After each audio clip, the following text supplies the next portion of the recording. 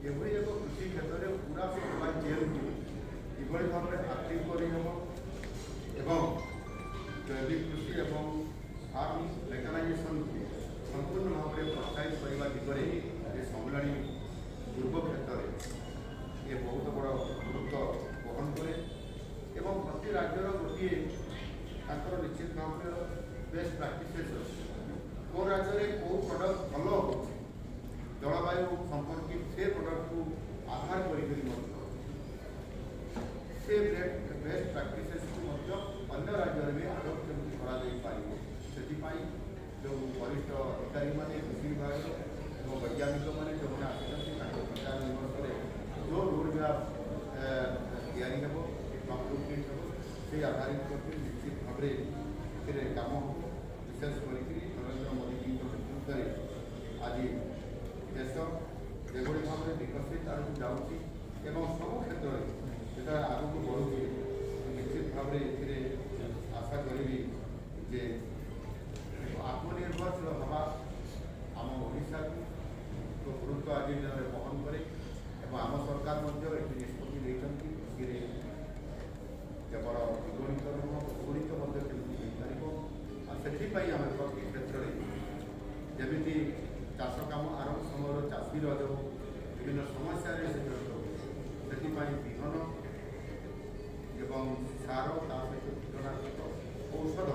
आवश्यक उपकरण सहजरे से पाइपर और कृषि कार्य आगे आम पीएम किसान सहित सीएम किसान आम 6000 और 4000 ये भाव में 10,000 टଙ୍କା आर्थिक साहाय्य प्रदान करवा एवं प्रोडक्शन पर धान को सरकार किणवे चाषी और से इनपुट असिस्टांट हिसाब से आम एमएसपी जोग कर 3100 धान देवा एवं उभय खरीफ और रबी चाषीर धान को नेबा ये गोटे भारत वर्ष सर्वप्रथम स्थान ओडिशा नहीं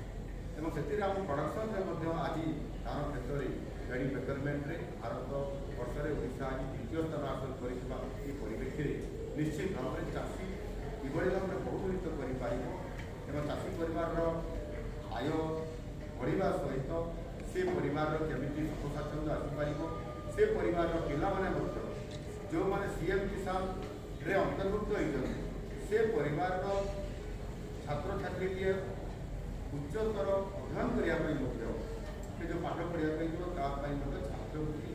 देवार सरकार जो प्रबंधन रखी निश्चित भाव आशा करी जे कृषि क्षेत्र जो कि पाखापाखि 60% रु अधिक